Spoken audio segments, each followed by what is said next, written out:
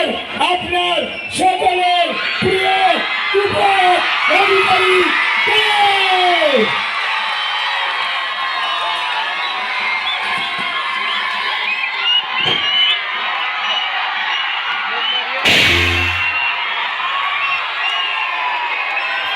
শিরে শিরে রক্তে শিরে শিরে রক্তে শিরে শিরে রক্তে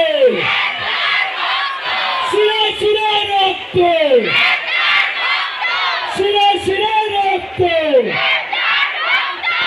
বহু প্রতীক্ষার পর আমাদের মাঝখানে এসে উপস্থিত হয়েছেন